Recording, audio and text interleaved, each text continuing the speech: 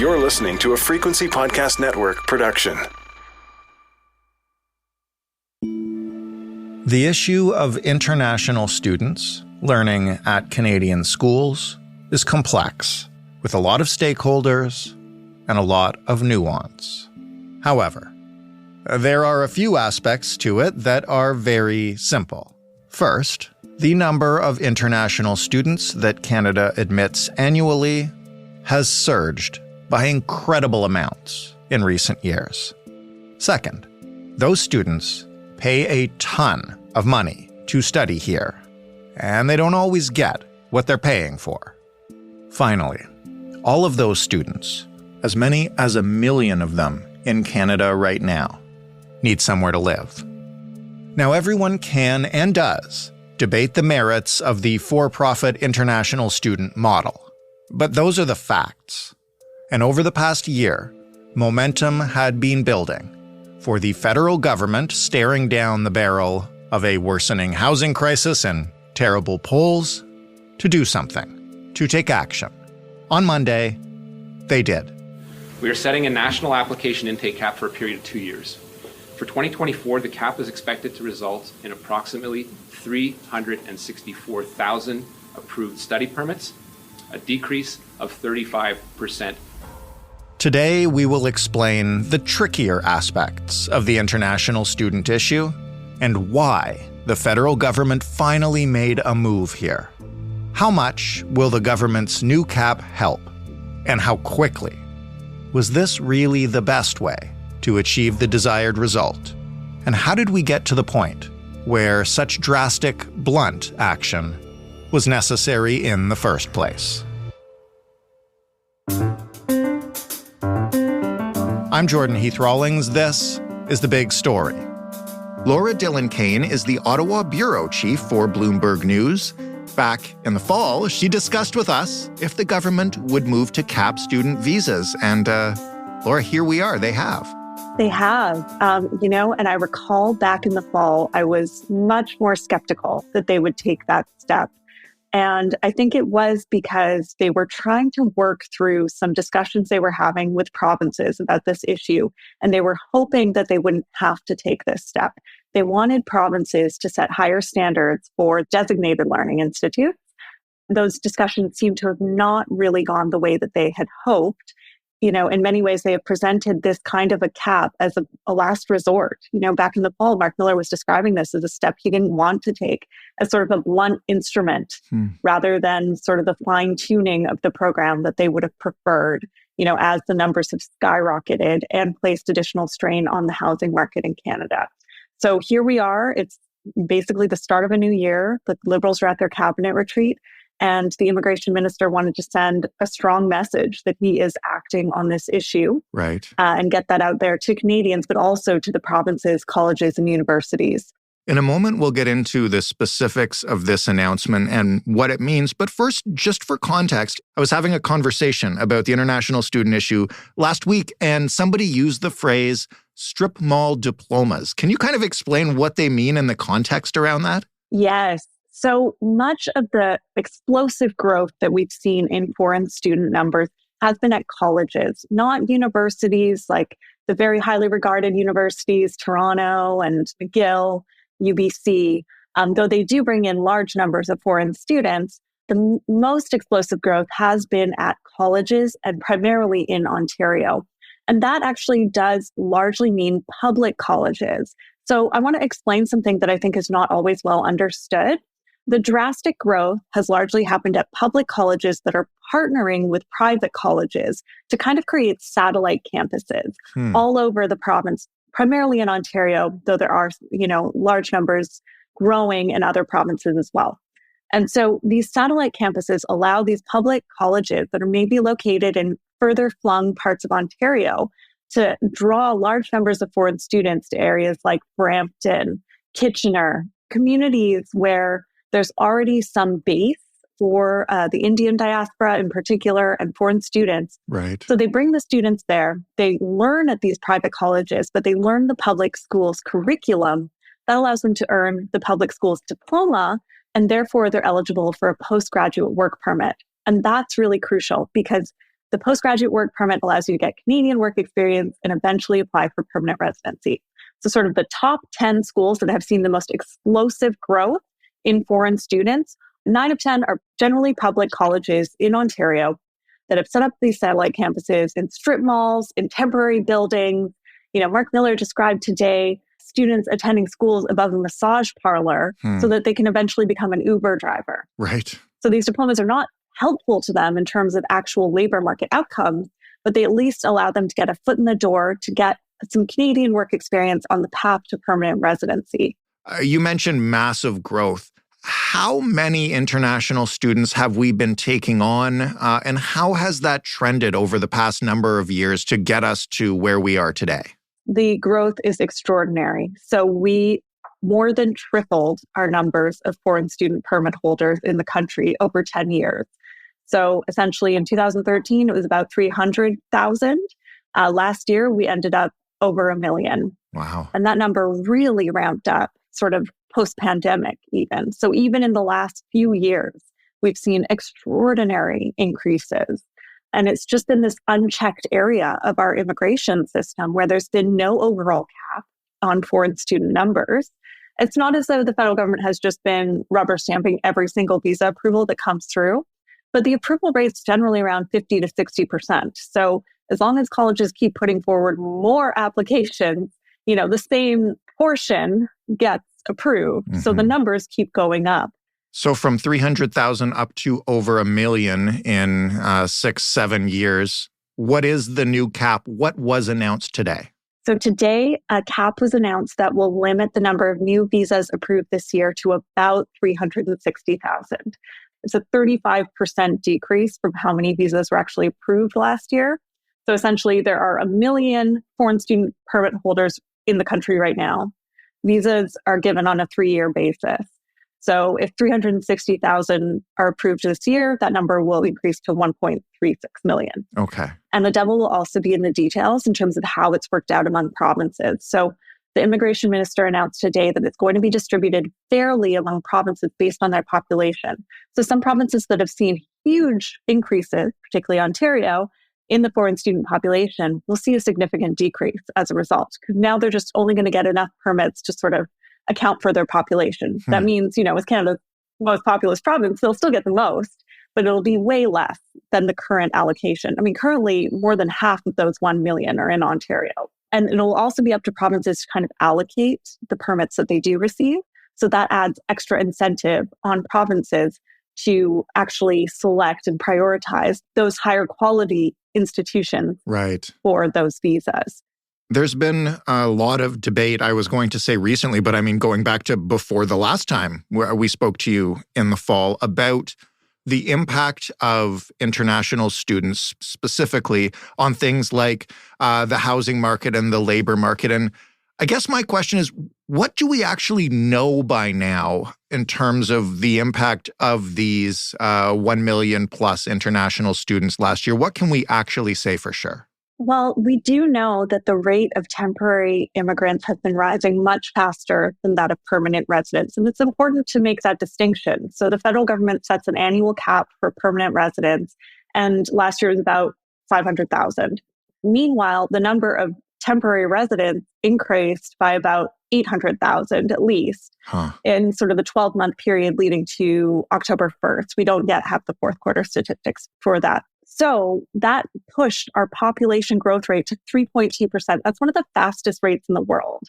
According to 2021 data, the only country that grew faster than that was Niger in Africa. Like that's how fast Canada is growing. And that's based on temporary immigrants, foreign students and temporary foreign workers. So it is pushing up our population growth rate to a level that the federal government hadn't planned for, that no municipal or provincial government had planned for, and that is having real consequences. We have seen rents rise at double-digit levels over the past year. Places like Brampton saw a 16% rent increase in 1 year. Whoa. That is definitely due to increased demand amid a dearth of supply. Housing starts are not keeping pace at all with the growth in population, particularly over the last couple of years. Mm-hmm. So I think it is fair to draw a link between housing prices and rents and increase demand through temporary immigration. That's fair. It's harder when you get down to sort of a granular level to say, okay, well, how much are housing prices driven by this, given all the structural factors at play, decades of underbuilding, the federal government getting out of the housing game in the 90s. There's all kinds of different reasons why we have expensive housing in Canada, but massive increases in demand are clearly having an impact on prices amid very, very short supply.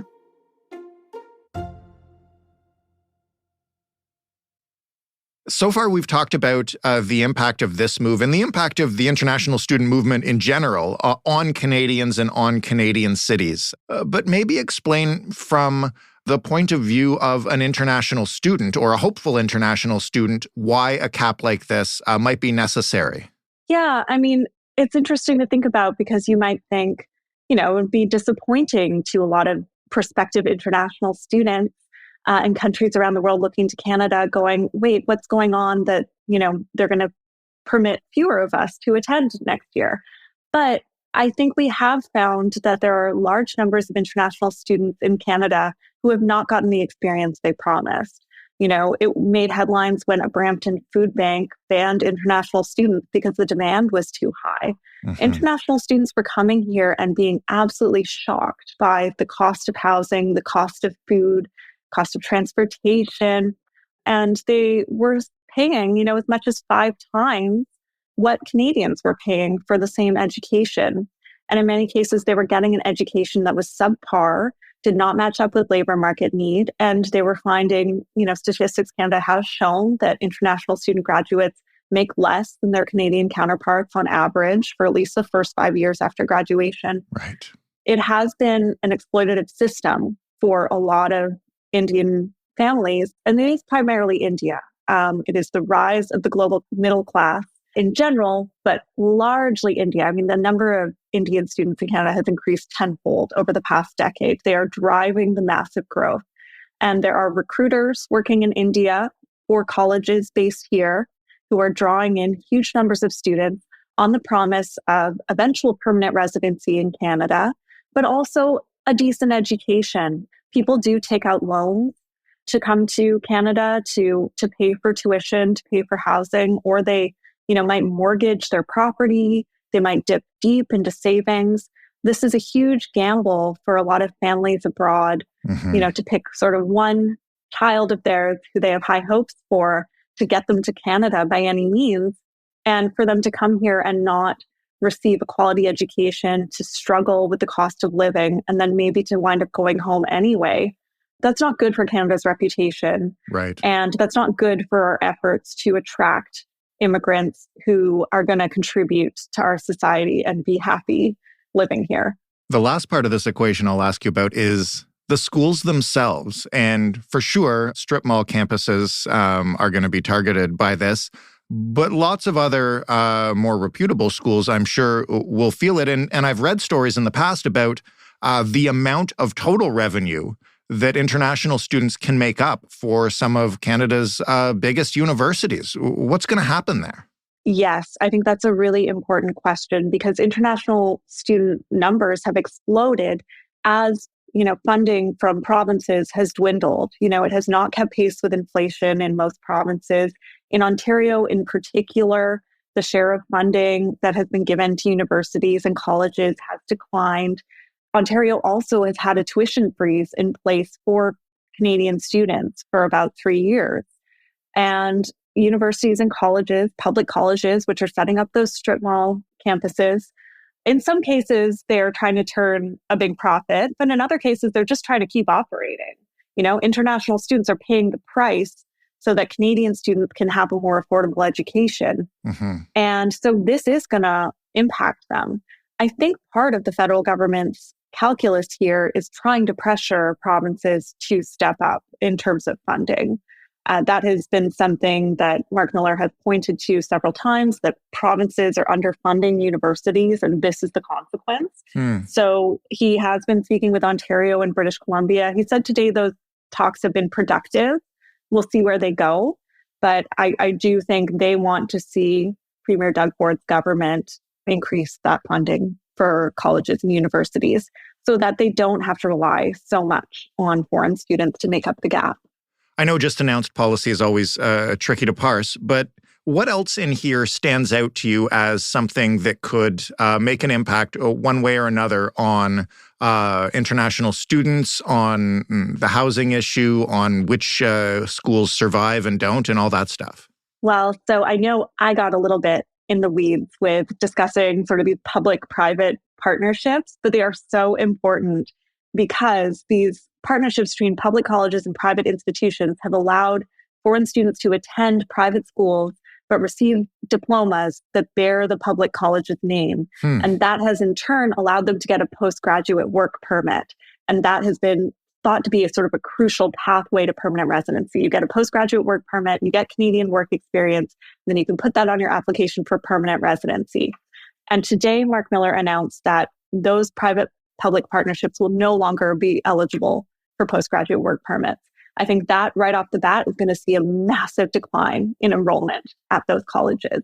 And they may have to shut down some of those satellite campuses, honestly. I'm not sure how they continue to attract foreign students without being able to offer that postgraduate work permit. Another thing they announced was that only the spouses of international students in master's and postdoctoral programs will be eligible for open work permits. So that means that spouses of students in other levels of study can't work while they're here. So there's much less incentive to bring your spouse here.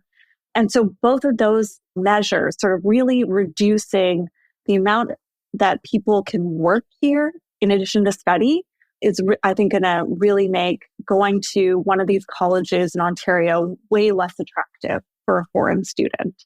So that's going to be pretty significant. When it comes to the housing crisis, Mike Moffat of the Smart Prosperity Institute, and who used to actually advise Justin Trudeau from 2013 to 2015 before he became prime minister, he said capping foreign student visas was the single biggest thing we can do to immediately address the housing crisis. So that's pretty significant. I think all of these measures announced today are going to have a really fairly meaningful impact on housing demand in Canada. And the federal government has also brought in this designated learning institute framework to prioritize visas for higher quality institutions. And that will also come into effect in the fall semester. All of that is to say, I think we will see a dramatic change in the makeup of Canada's campuses as of September 1st. Laura, thank you so much for this. It's really complex and I understand it a lot better now. Thank you so much for having me. I appreciate it. Laura Dhillon Kane, reporting for Bloomberg News out of Ottawa. That was the big story. For more from us, including, yes, Laura's appearance this past fall, where she spoke about the potential cap on international students that is now a reality, you can head to thebigstorypodcast.ca. A big thank you to everyone who has written to us over the past few days and weeks asking us to tackle how immigration relates to the housing crisis. This is one aspect of that. It's worth taking a look at the larger issue of Canada's immigration targets and how realistic they are for the infrastructure that we have. That episode is coming your way soon. If you'd like to suggest an episode or let us know how you feel about one, we're going to be doing an entire bonus episode soon featuring your feedback. You can get in touch with us at hello@thebigstorypodcast.ca, or you can leave us a voicemail, 416-935-5935. Let us know if you'd like us to play your voicemail in that special episode. Thanks for listening. I'm Jordan Heath Rawlings. We'll talk tomorrow.